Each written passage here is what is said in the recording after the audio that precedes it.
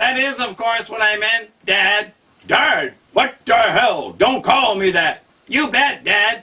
Tug on Bill's arm kept him from clubbing the new hired hand. The conditions of employment may need a little back and forth for a while. It wasn't long before Hoover 9 was flying and checking out the perimeter he had to guard, though. All the time he was using a spliced and diced communication system to warn his settlement of the new difficulties they faced. After the pictures of the kids showed up, no one thought it a good idea to go and check the scene out. It was outside the realm of their possibility that a Hoover could be reprogrammed, and they just felt lucky to get a guard on site that could monitor, even if in a limited way. Kate hitched a harvester on Emma, and Bill set them to work mowing. I didn't know you could program. Well, I can. It's more knowing the buttons to push and trusting trial and error. Truth is, I don't know what I've tampered with. Why are the Hoovers so interested in the donkeys? Kate asked, and the children immediately started to taunt that the Hoovers were donkey dorkers, donkey dorkers. She helped them get their dignity back and laid down the law about how they were going to view this. It's war is what it is, and loose lips sink ships. Has any soldier had to fight a stranger battle than this? But why? This started with settlement for Hoovers at Dan's garage, then got real, real at Coal. These machines must be talking to each other about their experiences. Real kiss and tell bunch. Raven related a little history without regard for how few people could understand him, but Molly and Lil translated. The bird says your doctor friend here has been matchmaking and the machines can't keep it to themselves. Wings shied down, not offering any elaboration. Parents did a double take. Their surprised look turned to bepuzzlement, shook their heads. Kate almost spoke, and then they just let it go as Molly and Lil got an old pair of bib overalls, cutting and sewing them to fit the new hired hand. It was a little problematic as he didn't have shoulders. Problem was solved by running both suspenders through a grommet on his right side. Straw hat and blade of grass to hang from a port in the faceplate completed the outfit. Out of earshot of the kids, the Hoovers are evolving because they are making forays into the wild. The settlements are static, radiation-free, zip influence-free places. Out here, everything changes, sometimes rapidly. Now the Hoovers are out here because the people of the settlement have a few things they need to make their walled world work. They don't know what's happening to the Hoovers. All we got to do is wait for the changes to play themselves out and hope things are more settled down because of it. The couple still looked mystified. I believe, Bill, if you started sleeping near your sheep and Kate started stroking her stove, in a few years each of you could have a lover that would die for you. I wouldn't even grab your vice grips with warm hands for a while. No telling what a thing like that would call foreplay. Kate slapped Wing's arm. The reality? The wild seems to be getting wilder, and nature's giving life-giving spirit to everything. The kids came back, jumping around excitedly.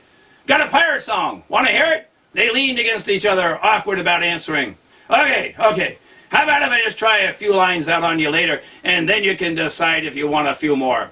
That was agreed upon, and they went to finish chores. Wing and Bill made a place for Hoover 9. Molly and Lil renamed him Hank. New life, new name. Hank settled into a stall next to Emma. Bill started teaching Hank how to care for Emma, and Wing finally got him to say boss instead of dad. That was progress. Hank's magnet and manipulator arm were still good. A metal brush was stuck to his underside, and he curried Emma with a lover's care. Got her water and hay, too. Emma liked all that, but didn't use the blanket, so she shook it off. Hank patiently put it back on, and out would come his gun. Boss explained the finer details of caring and being in a house with children around. Hank understood. He wanted to be a part, so he said he would show discretion. That was all he could get up at this time. Maybe he could do better later. The men slapped each other on the back. In the house, Wing was reminded of his offer to do a song. Okay. Now this is called Yodelly Ho Ho Ho Ho Ho. And I'll just do a bit, because maybe you won't like it, and I don't want to... What's Yodelly Ho Ho Ho anyways? Pirate laughter. They said it when they sing and dance. It's the most popular rhythm. Anyway, 2 lines. To sail the seas in a ship of wood with 100 men and a hold of goods. All of it stolen from the great white sea, from the merchants of every country. Wing sung in proper pirate fashion, and the kids giggled. When he stopped, they laughed and ran away. Tough crowd. The adults went to the kitchen table, talked, drank beer till sleepy, everyone to bed. That was the day. Another morning, and Wing woke to kids tickling his nose. Chores were getting done. Raven was nearby with Lester and Earl in a tight group with Bill's oxen. Hank was an early riser and busy. He had a metal rake stuck to his bottom. This time it was fetching silage from the silo with a wagon Emma towed. 2 more lines, please, the kids called. Well, it's hard for me to remember what comes next. You know how it was if someone asked you what came after S when you were learning your alphabet? You'd have to go through all the letters to get to the next letter. Wing walked to the stream, splashed water on his face, swished some around and spit it, adjusted his hat. The kids followed close. They did understand what he was saying. So I'll have to start all over again at the beginning again. This did not surprise them. He turned quickly toward them and struck a bow-legged, salty sailor stance. To sail the seas in a ship of wood with 100 men and a haul of goods. Hey. Do you always stand like that when you listen to a pirate song? Had to show them what he was talking about, demonstrating a few sliding side-to-side shanty dance steps. The seafarer had his hands behind his back, open palm and open palm, elbows out. Wing sounded out the heavy, deep-throated hums of the rhythms of a pirate song, and everyone danced like men on the deck of a rolling ship. That's how you listen to a pirate song. Let's see now, where were we? Oh, just start over. And he gladly would have, but Kate needed everyone to come for breakfast and the show was postponed. As Wing approached, Bill and Kate were talking seriously and they immediately included him. Hank wants to sit at the table with Emma, says he'll feel more apart. He wants to expand his existence with Emma, with us? Well, you know, this place is like a swamp. It breeds, carefully navigating through this need. This is what you two in this place does. You two got more kids than the settlement and there's another 2 coming. Oh, 2 was news to Kate. She blushed.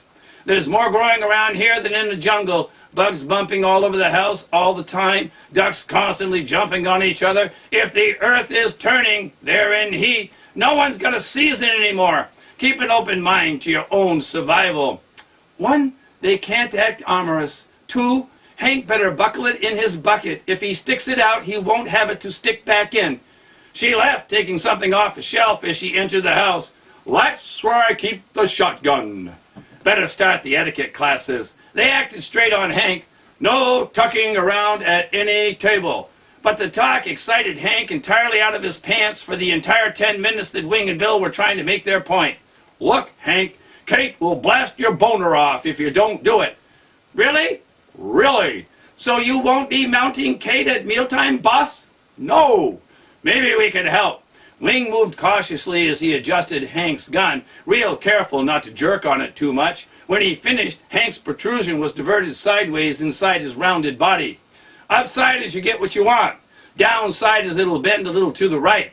You'll have to learn to face a little to your side for whatever you're shooting at. If you can take that and not drip, you're in. Hank looked at Emma and then back at Wing. Circularize my casing, sir. Wing concluded customizing the cover and they all moved to breakfast.